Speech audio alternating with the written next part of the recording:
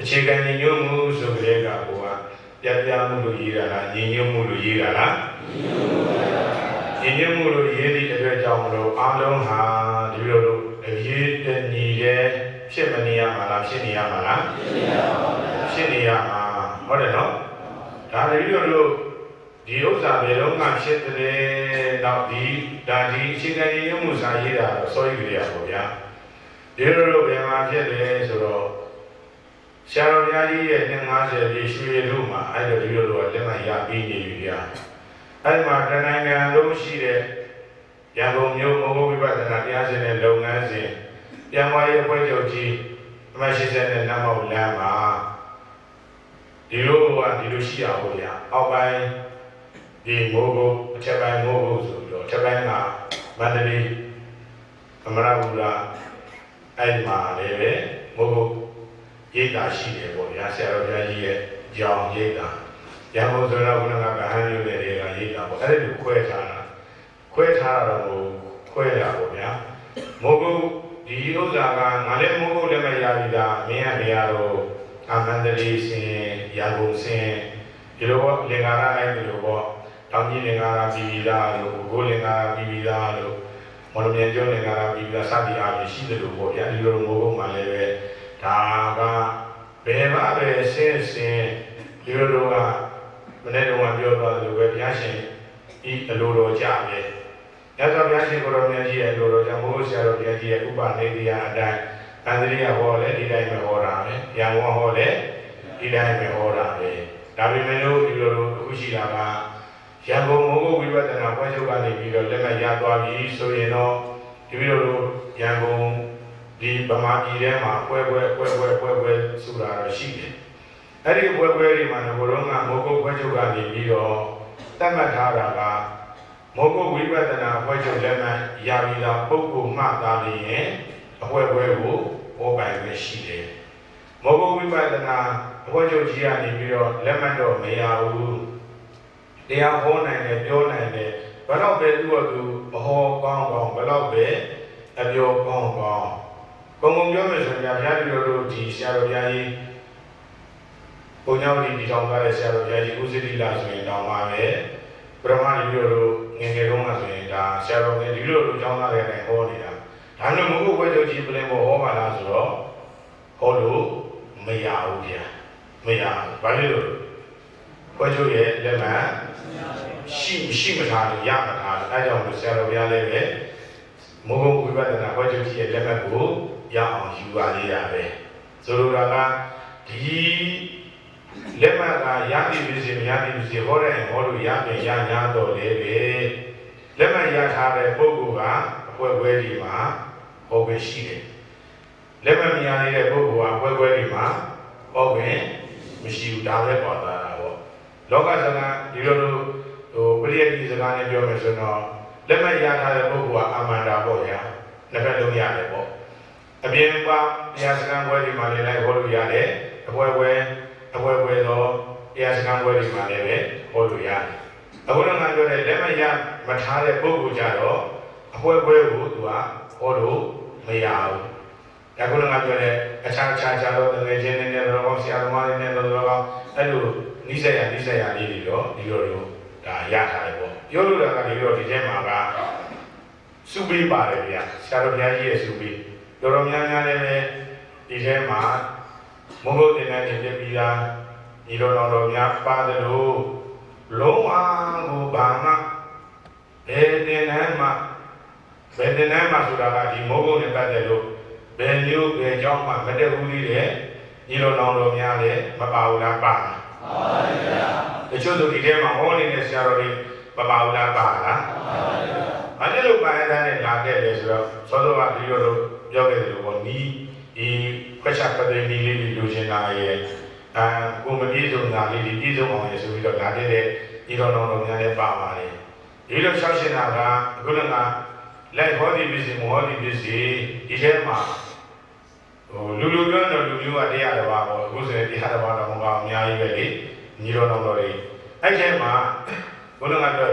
ငါတော့ဟောတတ်တယ်ဒါမှဟောတတ်များတော့လည်းပဲကိုယ်လေးပဲဒါလေးပဲယူလိုက်ပေါ့ဟုတ်တယ်မလား ဒီထဲမှာလုံးဝညီတော်တို့လေ့လာကြည့်ပါနော်ညီတော်တို့လေ့လာကြည့်ပါဒီထဲမှာလုံးဝကိုပဲဒီပရိစ္ဆသမုပ္ပါဒ်နဲ့ပတ်သက်လို့သင်္นานမတက်ဘူးလေညီတော်တွေမပါဘူးလားပါလားအဲကြောင့်ပါဠိအတွက်ကြောင့်မလို့ဘုရားတပည့်တော်တို့ခေါ်တတ်တဲ့ပြောတတ်တဲ့ညီတော်များကနေပြီးတော့ဘုန်းတော်ကပြောတဲ့အတိတ်ကလေးတွေညီတော်လေးတွေကိုဘာလို့သွားမလဲတွဲပြီးတော့ပေါ်သွားရမှာတွဲပြီးတော့ဘာလို့သွားမလဲ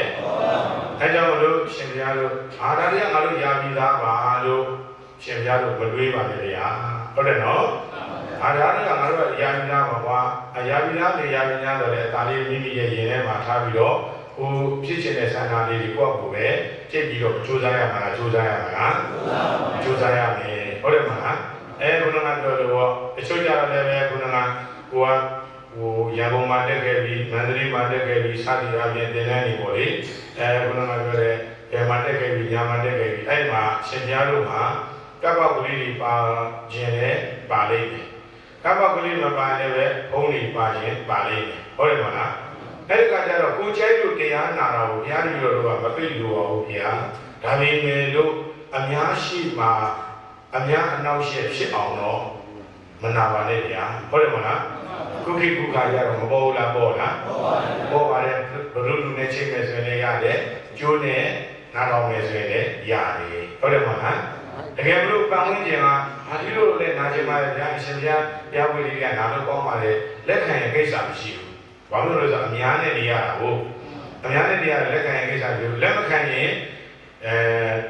သူကိုယ့်အတွက်တော့အဆင်ပြေတယ်သူ့အတွက်ကြတော့အနောက်ဆက်ကြီးမဖြစ်ဘူးလားဖြစ်နေတာဒီမှာပဲတပည့်တို့ပုံညာဝီကြောင်းမှာပါပဲ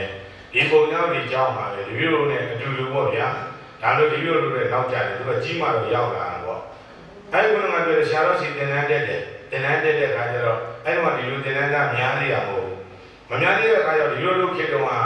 အဲ့ဒါတွေကတိတ်မပေါ်သေးဘူးမပေါ်တော့ပါကက်ဆက်ကြီး3000တန်လေး2500တန်လေးဟုတ်တယ်မလားအဲ့ဒါလေးနဲ့ဒီလိုတော့မကိုင်းနိုင်ပါဘူးညာတယ်မှာတိုင်းအဲ့ဒါမှသူကတရားမီပွင့်ပြီးတော့ဘာလို့တဲ့ဟုတ်တယ်မလားသူများကြတော့ကိုကနောက်ဆက်မပြေဘူးလားဖြစ်တာကိုရောတကယ်နာလားဆိုတော့တကယ်မနာဘူးသူကြည့်လိုက်တော့ဘာလို့အဲ့ဒီကအဲ့လိုမျိုးလည်းမဖြစ်စီနေပေါ့ဗျာဒါဒီလိုတို့အတွေ့အကြုံလေးတွေဟုတ်တယ်မလားပြောပြတာနီးဆိုတာမလောင်ခင်ကမရှိခင်ကလည်းပြုပြင်ပြီးတော့ဒါလေးတွေမြင်ထားမှလားမြင်ထားမှလားအဲ့တော့ဒီလိုဆိုလိုတာကမိုးကုတ်ဝိပဿနာဓမ္မဂတိကမှလောက်တော့မယ်ဆိုရင်အလုံးကိုတော့အရှင်ဘုရားတို့အစဉ်သင်းဖြစ်နေရမှာပေါ့ပြောဘာဖြစ်နေရမှာလဲအခုသင်္นานရှင်းသွားပြီနော်သင်္นานရှင်းသွားပြီပြီးကြတဲ့ပွဲမှာ3ရက်တရားစခန်းပွဲ3ရက်တရားစခန်းပွဲမှာခဏတုန်းကသင်္นานရှင်းသွားတဲ့ဦးဇင်းလေးဆရာတော်ကနေပြီးတော့တွဲပြီးတော့ဟောပြပါဆိုတာနဲ့သူ့ကိုတစ်ချိန်ဟောခိုင်းတယ်သူ့တစ်ချိန်ဟောခိုင်းတဲ့အခါကျတော့ဒီလိုကဘာလုပ်လဲဆိုတဲ့အခါကျတော့မနေ့အစိုးရမှာဘာလုပ်ပေးရလဲပရိက္ခာပြုပေးရတယ်ဘာလုပ်ပေးရလဲဘုရားကိုနမောတတနဲ့ရှင်ပြောပြီးတော့တပည့်တော်တို့ဤခန္ဓာ၅ပါးယုတ်နာနှစ်ပါးမြတ်စွာဘုရားအားတူတန်းပါ၏ရှင်ဘုရားဘုရားတပည့်တော်တို့ဤမိုင်မဲတွေဝေခဲ့သည့်အရာခြားကြအပြင်ခြေကညီညွတ်မှုစာအုပ်လေးထဲမှာပပဝလာပါလားဒါပေမဲ့လို့အဲ့ကိုတော်လေးရလာဆိုတော့ကိုကဘာလုပ်မှာလဲဓမ္မဂရိကလုံးမှာလေပြောဘာလုပ်မှာလဲရှင်ဘုရားတို့လည်းဘာလို့ကိုဒီသင်္นานတက်တာလို့အပြောလားတက်တာဟုတ်ရဲ့လားအပြင်းပြေလားတက်တာဟုတ်ရဲ့လားဘာလို့ကိုလာတက်တာ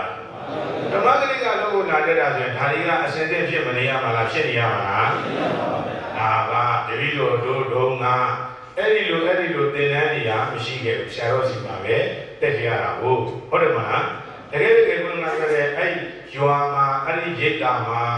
နိဗ္ဗာန်ဆိုတဲ့ကမရှိရင်ဘယ်လိုလုပ်ရတာတော့ကိုယ်တိုင်ဓမ္မဂရိကကိုယ်တိုင်လုပ်ရတာအရှင်ဘုရားတို့နော်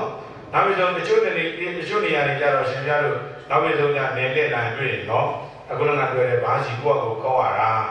ဘာစီတောင်ကိုယ့်ကိုခောက်တဲခဲ့ရတာတပည့်တော်တို့နော်ဒါမျိုးဒီလိုတော်တို့ကြတော့လွန်မတန်မှာအပြစ်လာတယ်တပြေးပြီးတော့ကံတော့ကောင်းလာပါပြီရေလုံးကဒီပရိစ္ဆေသမုပ္ပါပုံညာဝီမှာလာတဲ့သင်္นานသားရေးဆိုရင်ပဲဘုရှိတော်သင်္นานသားရေးမေးကြည့်ဒါလေးနဲ့စောကတ်တွေဒါလေးနဲ့ဝါရုံးထဲမှာမေးကြည့်သူတို့ဆိုရင်သင်္นานလည်းသိရတယ်အလုံးလည်းလုပ်ရတယ် ဟုတ်တယ်မလားကြောက်လုံးရတာနဲ့ကြောက်ဖြောရတာနဲ့အာဘုံစားတရားရတာနဲ့ဒီဥစ္စာတရားနဲ့အခုကျတော့ရှင်ပြတော့ဘာမှကိုလုံးချင်မလို့တော့ရှက်နီရောနောင်တော်တွေအနှစ်နာခံသွားတဲ့အတွက်ရှင်ပြတော့ ACC လေးပဲတက်တန်းတက်ခွင့်မရဘူးလားရလားအဲကြောင့်ပို့ပြီးတော့ကြိုးစားရမှာလားကြိုးစားရမှာလားရတဲ့ရထိုက်တာတွေကိုရအောင်လုပ်ထားပါမလုပ်ထားရမှာလားလုပ်ထားမှာမနေ့တုန်းကအဲ့မှာရေကိုစာအုပ်လေးတွေပါဘူးလားပါလားဒါဆိုတော့ဒီမှာစာအုပ်လေးရှိနေတာပဲကိုကဒီစာအုပ်မှာဒီလိုအကြောင်းမှာတော့နည်းနည်းပဲရှိတော့မယ်ဒီမှာတော့ရှိလားမရှိလားမသိဖြစ်ရင်တော့လည်းဝေကိုင်းမယ်ပေါ့ဟုတ်တယ်မလားလည်းလူကိုင်းမယ်ပေါ့ဓမ္မကြီးတွေလည်းမေးကြည့်ရမှာပေါ့ဟုတ်တယ်မလားအဲ့ဒီကဘုရားပြောတယ်ဒီလိုဒီခန္ဓာ၅ပါးဒါတွေကအလို့ရတာမှာဩဃာတမရတဲ့နေရာဩဃာတတိုင်းပြီးဘာလို့ဆိုဘုဂုတ်တည်းဒီလည်းဖြစ်အောင်လို့ဟုတ်တယ်မလားဘုရားပြောတယ်တရားစကားဝတ်သိသွားပြီဆိုရင်ဣမာယဓမ္မလူဒီတိုင်းပဲဘာလို့ရမှာလဲသိရမှာမသိရမှာလားသိရမှာလားအဲ့မှာရွှေရည်လူမှာဒီလိုဆရာတော်ကြီးပါတော့အနာဂတ်ဆရာတော်ကြီးခုတော့ဘာဖြစ်သွားလဲတရားလုံးတော်မူသွားပြီဘုရားတဲ့ပါပါကြီးဘုရားလေးရောက်ဆရာတော်ကိုယ့်ရဲ့ကဉာဏ်လားတဲ့ပြောလို့ရတယ်ကိုယ့်ရဲ့ကဉာဏ်လားတဲ့အဲ့ဒါဆိုမောဂုတ်ဝိပဿနာဖွဲ့ချုပ်ကြီးရဲ့နာယကချုပ်တော်ဖြစ်နေရတော့မှန်ပါဆိုရင်လို့ရှိရင်ဆရာတော်ဦးဇရိကလင်္ကာရပြီးသွားလို့ရှိရင်ဆရာတော်ဦးရဲ့ကဉာဏ်ဖြစ်ရမှာဟုတ်အခုဆရာတော်ဦးရဲ့ဉာဏ်ကလည်းဆရာတော်ဦးဇရိကလင်္ကာရနဲ့ရှေ့စဉ်နောက်စဉ်ပြန်တော်မူသွားတဲ့ခါကျတော့မဖြစ်ရအောင်ဟုတ်လားမဖြစ်ရတဲ့ခါကျတော့ဘာပြောလဲအဲ့မှာဒီလိုကနိုင်ငံလုံးဓမ္မဂရိကတွေစီဝေးပြောတဲ့ခါကျတော့ရှင်ပြားတို့တဲ့ရှင်ပြားတို့အယိုးပေါ်ကိုအရွယ်မဖုံးပါနဲ့ဗျာတဲ့အယိုးပေါ်ကိုအရွယ်မဖုံးပါနဲ့ဗျာဆိုလိုတာကဆရာတော်မြတ်ကြီးရဲ့ဥပနိဒေယအတိုင်းသွားပါဗျာမကွတ်ပါနဲ့ဗျာလို့ဆိုလိုတာပဲဟုတ်တယ်မလားအချို့သောရိတ်တာတွေမှာဘုရားမျိုးတို့ဒီထဲမှာဒီထဲမှာခြေကညီညွတ်မှုစာအုပ်လေးရတာသိရတော့ရှင်ပြောဒီထဲမှာတော်တော်လေးဒီလိုမဟုတ်ဝိပဿနာနဲ့တော်တော်လေးအဆုံးသင်ပါဒီမှာအချိန်ကြီးရမှာစားပါတယ်နည်းနည်း၄နိုင်ခွဲထားမယ်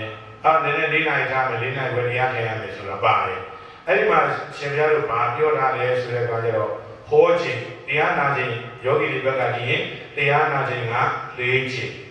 ဟုတ်တယ်နော်တရားနာခြင်းဘယ်နှခြင်းလဲရှင်ပြတို့ဒီလိုဓမ္မဂရိကတွေဘက်ကတရားဟောတဲ့ခြင်းက2ခြင်းဘုဂုဆရာတော်ဘုရားကြီးကိုရာ2ခြင်းပေါင်းရင်4ခြင်းအဲ့ဒါကိုအချို့သောအပွဲတွေကြတော့အဲ့လိုမဟုတ်ဘူးဗျာဓမ္မဂရိကကို3ခြင်းခေါ်ခိုင်းတာအဲ့ဒါကိုဆရာတော်ကြီးကရည်ရွယ်ပြီးတော့ရည်ညွှန်းပြီးတော့ဒီလိုအယိုးပေါ်အရွယ်မပေါင်းပါနဲ့အကွက်ချုပ်ကဒီတိုင်းချပေးတဲ့ဥစ္စာဆရာတော်ကြီးကအဲ့လိုပြောသွားတာလေဘုမဘွဲကဒီတိုင်းခိုင်းနေတာရှိသေးတာဟုတ်တယ်မလားဒါမျိုးအလင်းသိတယ်လို့တော့လောက်သွားပါကိုတပါးတည်းဆိုရင်2ချိန်ဟာသိတော်တယ်ပေါ့တပါးတည်းဆိုရင်2ချိန်ကသိတော်တယ်ကိုနောက်ကတပီတပန်းပါလာတယ်လက်ထောက်ဦးစင်းလေးပါလာဆိုရင်ဟိုကပလင်မောကနေပြီးတော့ဘာလုပ်ထားမလဲမိတ်ဆက်ထားဘာလုပ်ထားမလဲမိတ်ဆက်ထားဒီလိုလေဒီလိုပဲဒီလိုနေကနေပြီးတော့ဦးစင်းလေးတွေကလိုက်ရှင်တယ်အား6အောက်ပိုင်းဟိုအေယာဝေဘက်ကနေပြီးတော့လိုက်ရှင်တယ်ဆိုပြီးတော့ကောကောသားတဲ့ခါကျတော့တချို့ကလည်းဥဇောရိကကိုပြင်ထားတာဥဇောရိကဘာလို့မောရအောင်ဗာဖြစ်တယ်ညာဖြစ်တယ်နဲ့ပါစီနဲ့ဖြစ်တယ်လေမဖြစ်တယ်ဘူးလားဖြစ်တယ်လားအဲ့ဒါကြတော့ဒီလိုပြောတယ်လေဦးဇင်းတို့မနေ့ကရင်ပဏ္ဏနာယကြီးရှင်းတာဦးဇင်းဟောပေးမယ်စသည်အားညကြရင်ရှင်းတာယနေ့9နိုင်ပြီဟောပေးမယ်နေကင်းတဏ္ဍာယနေ့2နာရီကြတော့ပြောတော့သူတို့နားဝင်တော့အောင်သူတို့လက်ခံတော့ပြောရတာပေါ့ဗျာမပြောအောင်ပဲပြောရတာဈေးဝယ်တော့ခင်ဗျားတို့ဘာတောင်းအစ်စ်တောင်းဈေးဝယ်တော့ဘာတောင်းအဲကြောင့်လို့ကျုပ်ကအစ်စ်ပေးမှာအစ်စ်ပေးမှာဦးစင်းလေးကိုတဏ္ဍာယနေ့2နာရီကိုဦးစင်းလေးကိုခေါ်ခိုင်းမှာစသည်အားဖြင့်အဲ့ခါဆိုတော့သူတို့လည်းမကျင်းနိုင်ဘူးလားကျင်းနိုင်လားဝစီဖြစ်မဲ့ဥစ္စာရောဖြစ်သေးလားလက်ဖြစ်မလဲဘာလို့လဲကြိုပြီးတော့ပိတ်ထားလိုက်ကြိုပြီးတော့ဘာလို့ထားတာပိတ်ထားလိုက်တဲ့အခါကျဘာမှဖြစ်တော့ဘူးပေါ့ဗျာဟုတ်တယ်မလားအဲကြောင့်လို့ဒီတော့တို့ဒီမှာဒီအခြေခံညီညွတ်မှုစာအုပ်လေးထဲမှာပါတဲ့ဥစ္စာလေးတွေလည်းပဲဒီလိုရအောင်ဘာလို့ထားမလဲကြက်ထားရမယ်လေးကစုပေးရမှာစားဗျာစုပေးရမှာဗျာပရမဇုစုပေးဒီလိုနောက်ရပြောသွားနော်9ရက်ကိုဒီလိုဒီဟာပရိစ္ဆာသမုပ္ပါဆိုယုဆိုယု9ရက်ပြီးတာနဲ့အလက်ကြရှင်ပြတော့ဘာလို့ရမှာလဲဆိုယုနိုင်မဲ့ရှင်ပြတော့အလက်ကြတည့်ရမှာကျန်တာဘာမှမဟောကြဘူးလို့ဆိုယုပဲဟုတ်တယ်နော် ဒီလိုတော့တစ်စင်းချင်းသွားမှာဟုတ်ဗျာဒီထဲမှာဟောရတဲ့ပြောရတဲ့ခဏထက်တဲ့ပြောတာဒီလိုတော့မနာလို့ပြောတာမဟုတ်ဗျာနော်အတက်ကလေးတွေကိုငဲပါဆိုတာကိုပြောချင်တာပါဗျာခဏပြောတယ်လို့မအောင်မိပါနဲ့နော်အဲကြောင့်လို့ဒီလိုတော့ဆိုရိုးသွားမယ်ဆိုရိုးသွားပြီးကကြမှာရှင်ပြတို့ဒီလိုတို့ကပရိစ္ဆသမုပ္ပါကိုလဲဖို့ရပ်ဖို့ဟုတ်တယ်မလားအဲ့ဒီကခဏမှာဒီလိုတို့ကဒေသနာပွဲချဖို့အဲ့ဒါလည်းပရိစ္ဆသမုပ္ပါရဲ့ဒေသနာနဲ့တွဲပြီးတော့ဒေသနာပွဲနဲ့တွဲပြီးတော့ပြတာလေးတွေကိုဒီလိုကပြက်သွားတာအဲ့ဒီကကြမှာရှင်ပြတို့ဒီလိုတို့ကပရမ15မိနစ်ဗျာ15မိနစ်လေးချိန်ကပေါ့ဒီဆိုရိုးလေးက15မိနစ်လောက်တော့ကြာမှာပေါ့သူကြာတော့ပေါ့ဗျာ15မိနစ်ကြာမယ်ဒါမှမဟုတ်မိနစ်20ကြာမယ်အဲ့ဆိုရိုးပြီးကကြာမှာဒီလိုတော့နောက်တစ်ခါမူလကညာနဲ့လဲဖို့ဒါမှမဟုတ်လည်းပဲရှိလို့အလင်းနဲ့အလင်းတွေဒီလိုလုပ်ပြီးသွားမှာပေါ့ဗျာအဲ့ဒါကြတော့အဲ့ဒီတစ်ဆင့်ပြီးတော့ပရမစင်ကြည့်ပြီးတော့ဒုတိယဆင့်ကြတော့လည်းပဲသင်္นานကပရမစင်နဲ့ဒုတိယဆင့်နဲ့တွဲပြီးတော့အမူလနဗျာနဲ့ခုနဆိုရိုးလည်းဆိုမယ်မူလနဗျာနဲ့အကြောင်းကျိုးဆက်သွယ်ပြီးတော့ပြရမယ်ဒါဆက်ဝိုင်းနဲ့အဲ့လိုပြီးသွားပြီဆိုလို့ရှိရင်ဒါကဆက်ဝိုင်းနဲ့ထောက်ရမယ်ဒေသနာဘက်ကလေးတွေလည်းမောက်ရမယ်ဒီလိုဒီပုံချောင်းဒီမှာကဘာဖြစ်လို့လဲဆိုတဲ့အခါကျတော့လောကစကားနဲ့ပြောရင်ထွေနီကောင်းတယ်ဗျာပြောဘာကောင်းလာတယ်လဲဘောလုံးတမဘောလုံးကြီးဦးတဲ့လူတော်တော်များများဒီယဟန်တန်ခါမှာဆိုရင်ဘောလုံးဝါဒနာပါတယ်လို့90ရာခိုင်နှုန်းပဲဟုတ်တယ်မလား90ရာခိုင်နှုန်းတော့ပါတယ်လေဘုလုံးကပြောတဲ့ဘောလုံးပေါင်းတဲ့ပုဂ္ဂိုလ်တွေဒီဘုလုံးကပြောတဲ့ခုခေတ်စားတဲ့ရိုနယ်ဒိုတို့ဟုတ်တယ်မလားမက်ဆီတို့အဲ့ဒီကောင်ကြီးဘယ်တော့ပဲကောင်းကောင်းရှင်ပြလို့ကြည့်လိုက်လေအရန်ကုန်ပေါ်ထိုင်ခန်းကြည့်လိုက်ရှင်ပြလို့ထွေးပြီးမရှိဘူးအရန်ကုန်ပေါ်မှာရောက်သွားပြီဆိုကြတဲ့သူ့ကိုယ်တိုင်နဲ့ကလည်းဗာဖြစ်သွားတယ်စိတ်ဓာတ်ကကြတော့ငါရန်ကုန်ပေါ်ထိုင်နေရတယ်ဆိုကြတဲ့ကစိတ်ဓာတ်ကလည်းကြတော့ထွေးနေရတဲ့လဲသွားပြီဆိုရင်ကောင်းပါဦးလားမကောင်းတော့အဲ့ကြောင့်ဒီမှာဒီလိုကထွေးပြီးကောင်းနေပြန်ဟုတ်တယ်နော်လေ့ကျင့်အားကောင်းတယ်ဗျာဟုတ်တယ်နော်ဒီလိုရန်ကုန်ရိပ်သားကြီးကြတော့အဲ့လိုမဟုတ်ဘူးသူကရန်ကုန်ရိပ်သားကြီးပြောတာမဟုတ်ဘူးနော်အဲ့လိုမဟုတ်ဘူးသူကစင်းပေးပါတယ်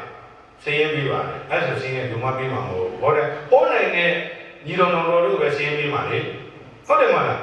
ဒီလိုကဒီမှာအဲ့လိုမဟုတ်ဘူးဒီလိုကငကိုလုံးကဒီလိုတော့ဆရာတော်ကြီးရှိစဉ်ခါတော့ဒီမှာတော့တော်တော်ကြီးနှစ်ပါးလာလဲဦးမယ်ပေါ့လေဘယ်လိုလုပ်မလဲတော့မသိဘူးဒီလိုကဆက်တဲ့ကပြောလဲမဲချဟိုတင်းနေသုံးလေးဟာတို့လည်းကတော့ရောက်သေးပါဦးပါအေးစီပဲနောက်ကကောင်ကဒုနန်နေရတယ်ဟုတ်တယ်မလားတို့တွေကတော့ဗါလဲမရောက်သေးပါဘူးအဲ့လိုဖြစ်နေတယ်အဲ့လိုဆိုရင်မလုပ်နဲ့မဲနိုင်တက်ကစားပွားပေါ်မယ်ဆုံးကစားပွားမယ်အလဲပွားပေါ်မယ်အဲ့ဆိုကိုယ်အလဲကဘယ်ချိန်ကြာမှမသိရင်ရှင်ဘုရားတို့ကျူတင်ပြီးတော့ပြင်ဆင်ထားမှာကိုယ်အခုလည်းအစင်တိုင်းကသွားရင်နောက်ကလူကကိုယ်လည်းမရောက်သေးရင်အေးစိတ်ဒီမှာအဲ့ကြောင့်အခုလည်းဒီလိုရန်ကုန်ရေးတာကြီးမှာနည်းနည်းရှိပါရင်ပြီးတော့အဲ့ဒီမှာသင်တန်းသွားပြတာလေသူတို့ကဒီပလင်မောတက်မဲ့ဒီလိုတော်များကိုပွဲချုပ်ကနေပြီးတော့မလုပ်ခိုင်းတယ်စိတ်ရင်းပေးခိုင်းတော့စိတ်ပေးတဲ့ဒီနေ့မှစားတဲ့တဲ့တော့ဘာအစားလုပ်ရမှာတော့တဏှာကြီးပြီးအောင်လည်းတင်ရမှာဆိုတော့ဘယ်တက်မလဲဟုတ်တယ်မလားအဲ့ဒီတက်တဲ့ကိုတော်တွေကလည်းပဲငကိုကလေးကဟောနေလို့ပေးတာဟုတ်လားငကိုလေးကမဟောနိုင်တဲ့ပုဂ္ဂိုလ်ကဒီပေါ်ဥပ္ပန်အဲ့မှာအစ်စ်တွေဒီလိုနေရာလဲပါတယ်ဒီလိုတကယ်ချင်းတွေပဲမင်းတက်ပြရတာမှတော့ဘာလုပ်တယ်ပဲဘာမှမလုပ်တယ်ဘူးရောတော့လည်းဘာမှမလုပ်ခဲ့တာဟုတ်တယ်မလားခုနကဟောနိုင်ပြောနိုင်တဲ့ပုဂ္ဂိုလ်ဒီပေါ်တက်ဆိုတော့တက်နိုင်တာဗောဗျာအဲ့ဒါကြောင့်တို့ဒီလိုတစ်ဆင့်ပြီးတော့တစ်ဆင့်သွားပြီးပါမယ်ဗျာညီတော်တော်လေးတွေကိုငဲ့ညာတော့အပြင်ရှက်ပြီးတော့တင်တဲ့တက်ဘူးတဲ့ညီတော်တော်တွေကသိကြတော်မူပါဗျာအဲ့လိုဆိုတော့ပြောစရာလည်းပဲရှိရင်တော့ပြောမယ်ပေါ့ဗျာပြောစရာလည်းတော့ဆိုတော့ပုံသွားတော့ပါနော်အဲ့လိုဆိုတော့ဒီလိုလိုဒါလည်းမပြောတော့ဘူးနော်ဒါမပြောတော့ဆိုတာဒီကိုအသိဉာဏ်နဲ့ပရိစ္ဆသမုပ္ပါကိုဝါပြရမယ်လို့တော့မပြောတော့ပဲလေဒီလိုလိုပရိစ္ဆသမုပ္ပါအခြေခံတဲ့လမ်းဟောကြားနာကြားမှာဖြစ်နေတော့ကြောင့်တရားတော်များကိုဟောကြားကြမနာကြားကြသိမိမှာတရားပိုင်ရှင်ဖြစ်တော်မူသောသုံးလောကတော်ရန်သဗ္ဗေညုမြတ်စွာဘုရားရှင်ကိုရောမြတ်ကြီးအားနမောတတ္တသုံးချိန်ဖြင့်ညီညီညာညာရုပ်ဖတ်ဘုဒ္ဓရှင်ကိုကြောကြပါကုန်သောနမောတတ္တသဗ္ဗဝါတောအရဟတောသမ္မာသမ္ဗုဒ္ဓ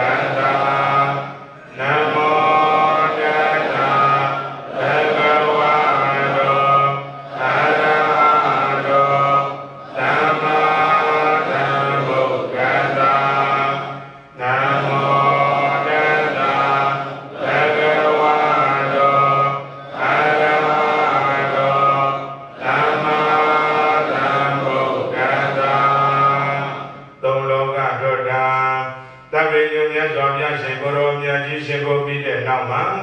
ဘုရားတော်မူခဲ့တဲ့ဓမ္မကန္တာတော်တွေကိုထိုးထိုးတွင်တွင်မဲ့ခန္ဓာဉာဏ်ရောက်သဘောပေါက်အောင်စုစုမှသွားတော်မူခဲ့တဲ့ဒီလိုချင်းအခါမှာပန္တိကဘုဂ္ဂုဆရာတော်ဘုရားကြီးဤဥပနေတရားအတိုင်းဘုရားတပည့်တော်တို့သင်္ကန်းတရားများပြသပေးထားခဲ့တဲ့ဘုရားတပည့်တော်တို့ရဲ့သင်္ကန်းဆရာဖြစ်တဲ့မဝေမျိုးဗုဒ္ဓဟောဤပုံညာဝရီပရိစ္ဆသမုပ္ပါသင်္ကန်းကျောင်းကတော်ကြီးဤကုသိပရဏနာယကဆရာတော်ဖြစ်တော်မူသောဘဝနဲ့ဓမ္မယံတော်မူသောရှားပြီးဖြစ်တဲ့ဗတ္တန္တစတိတာဤသင်္ကန်းမူနှင့်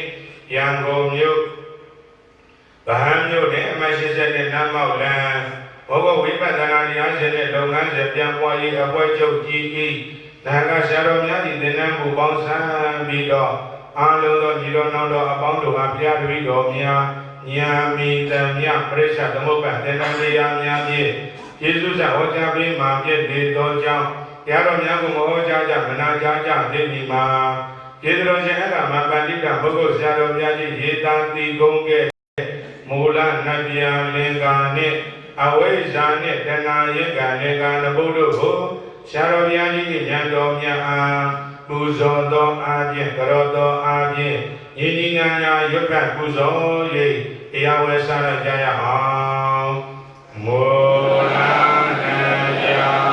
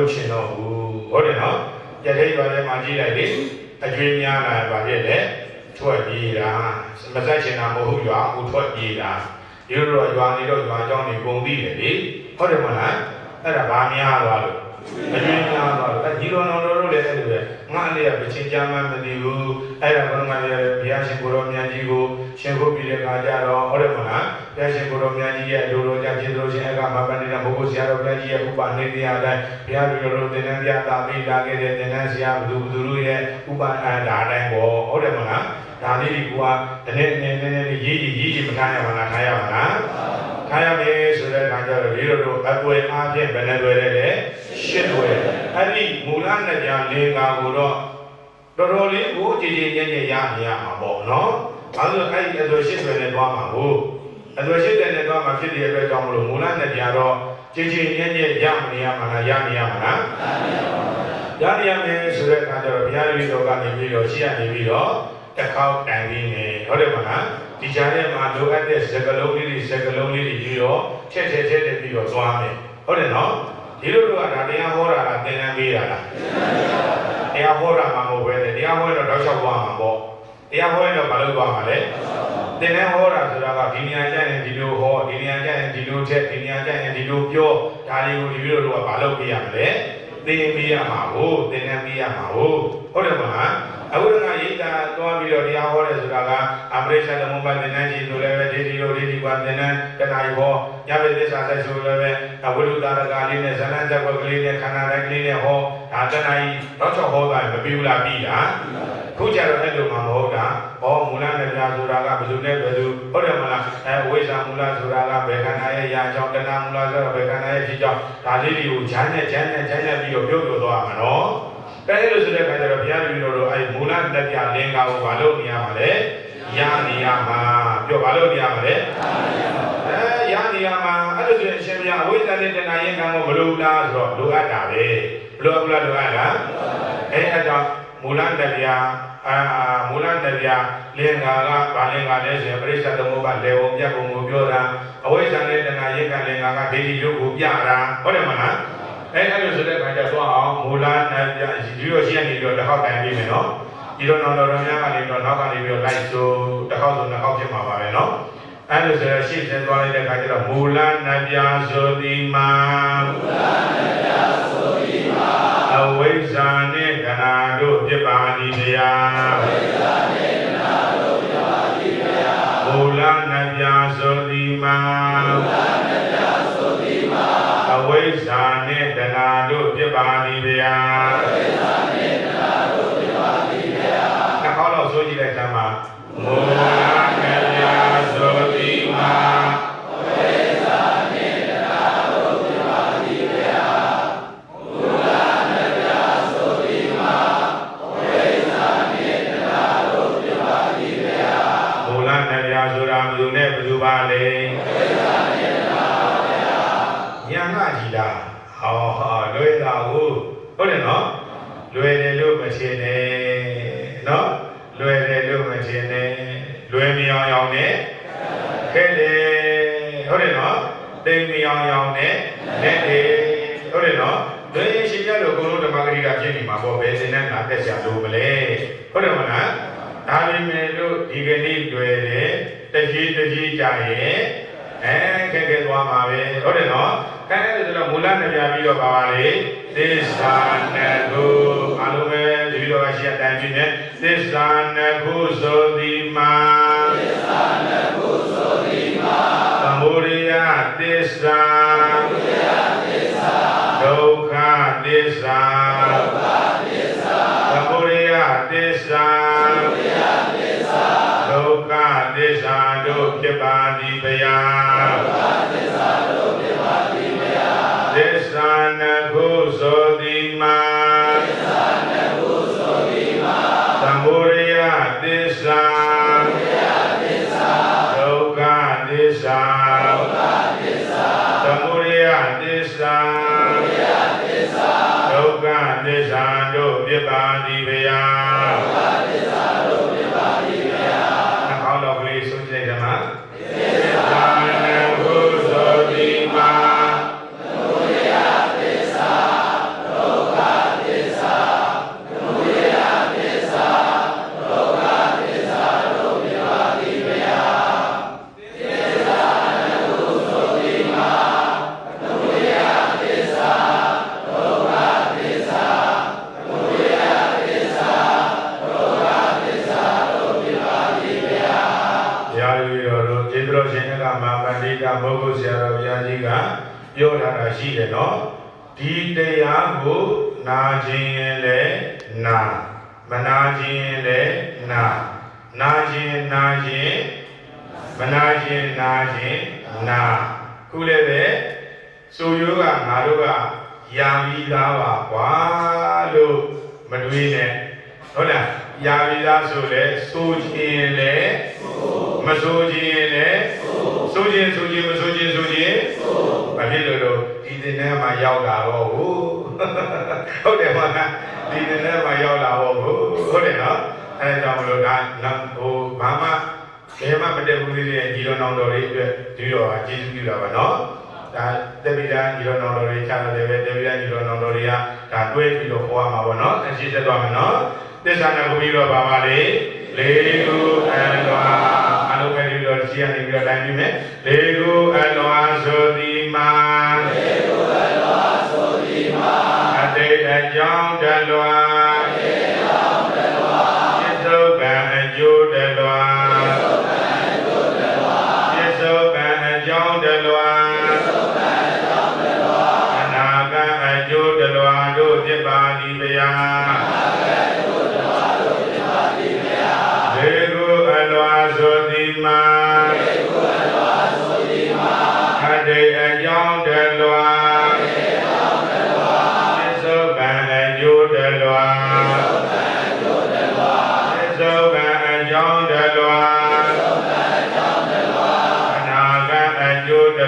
တို့ဖြစ်ပါသည်ဗျာဆိုကြရအောင်လေကအလောဆိုဒီမာအေရောင်းတလွာ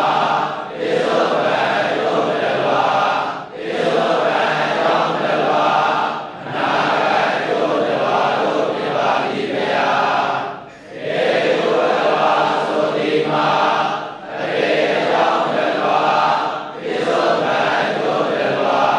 ပြစ္ဆုတ်ကံကြောင့်တလွာနာကကျိုးတလွာတို့ဖြစ်ပါသည်ဗျာ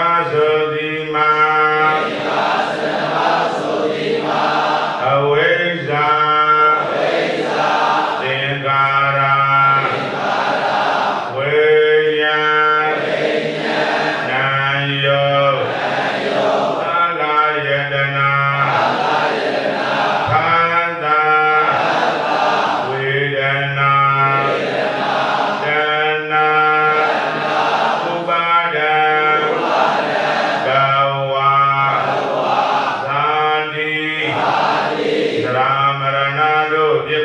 အလော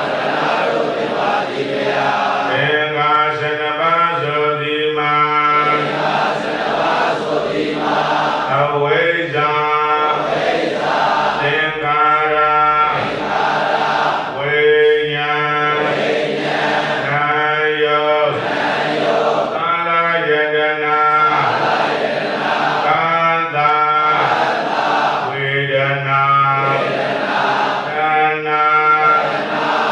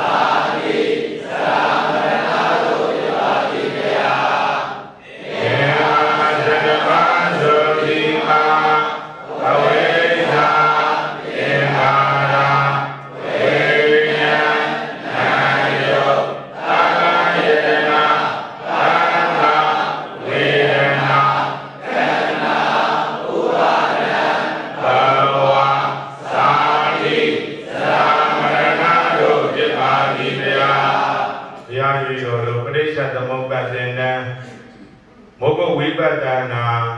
ပရိစ္ဆသမုပ္ပါမှာဟောပြီးဆိုရင်တော့ဘယ်တင်ရမ်းမေသွားတဲ့မောဂနဲ့ပတ်သက်လို့ရှိရင်မောဂဝိပဿနာဘွယ်လိုကြီးပဲသွားတဲ့ဧရောအောင်ဆက်ကြပဲသွားတဲ့အာဂုဏနာတဲ့ဆရာတော်ဘုရားတော်ဘာသာစီပဲသွားတဲ့ဒေါက်တာကြီးစီမှာပဲသွားတဲ့ဒီလိုသိတာပြောတာနော်ဒီလိုမသိတဲ့သင်္ကန်းကြီးအများကြီးရှိသေးတယ်ဟုတ်တယ်မလားတ ဘေသွားတဲ့ရှင်ပြလို့အင်္ဂါ12ပါးကတော့လွတ်လို့မရဘူးဟုတ်တယ်နော်အင်္ဂါ12ပါးလွတ်လို့ရပါမလားမရပါဘူးဗျာအင်္ဂါ12ပါးလွတ်လို့မရတယ်လို့ဒီလိုနောင်တော်တို့ရဲ့ရင်ထဲမှာလည်းပဲအုံနောက်ထဲမှာလည်းပဲထည့်ထားရထည့်မထားရမလားထည့်ထားရမလားထည့်ထားပါဘူးဗျာသောတော်တို့ကအခြေခံရုံမှုစာအုပ်လေးထဲမှာပါတယ်လေနံပါတ်1ပါတယ်လို့ပရိစ္ဆသမုပ္ပါကိုအခြေခံရတယ်ဟုတ်တယ်နော်ပရိစ္ဆသမုပ္ပါကိုဘာလို့ရမလဲအခြေခံရမယ်ပရိစ္ဆသမုပ္ပါကအခြေခံပြီးဆိုရင်ရှင်ဘုရားတို့အဲ့ဒီသင်္ကာ12ပါးတွတ်ထားလို့ရပါမလားမရပါဘူးဗျာအဲ့ဒီမှာမရဘူးဆိုရင်ဒီမှာကြည့်လိုက်တော့အင်္ဂါဘယ်နှပါးရှိတယ်12ပါးပြောအင်္ဂါဘယ်နှပါးရှိတယ်12ပါးဗျာအဲ့လိုနော်ဒီတပည့်တော်သုံးလုံးနဲ့စကလုံးလေးတွေမှာရှင်ဘုရားတို့ဒီလေးချက်တာလေးပြုဆိုင်ဟုတ်တယ်နော်ပြောပြောဆိုတာကရှင်ဘုရားတို့ယောဂီတွေနဲ့ဟောတဲ့အခါကျတော့ပြောဒီလိုလေးတွေကချက်ချက်ပေးရထက်တယ်မပေးအောင်လားပေးရလားပေးရပါဘူးအဲ့ဒီအင်္ဂါ12ပါးမှာတို့တို့ကလည်းဒီမှာပရိစ္ဆသမုပ္ပါအကွက်အပြင်ပြောရင်ဘယ်နှကွက်ရှိလဲ၄ကွက်ပြောပရိစ္ဆသမုပ္ပါအကွက်အပြင်ဘယ်နှကွက်ရှိလဲ၄ကွက်ဟုတ်တယ်အံပန်းတိပရိစ္ဆသမုပ္ပါအကွက်ထဲမှာကအင်္ဂါဘယ်နှပါလဲ2ပါးဒါလို့အလုတ်ကိုရနေရမကြည့်ပဲနဲ့ကိုအလုတ်ရနေရဟုတ်တယ်နော်ဒီလိုလိုရိတ်တာကြီးဘုဂုတ်ရိတ်တာကြီးမှာသွားပြီးတော့သင်တန်းတဲ့ဘုဂုတ်ရိတ်တာကြီးမှာသွားပြီးတော့သင်တန်းတဲ့အခါကျတော့7နာရီခွဲဆိုရင်ပြန်စရတာဒီမှာတနာရီခွဲမှာစတာရှင်းပြတော့ညာကြီး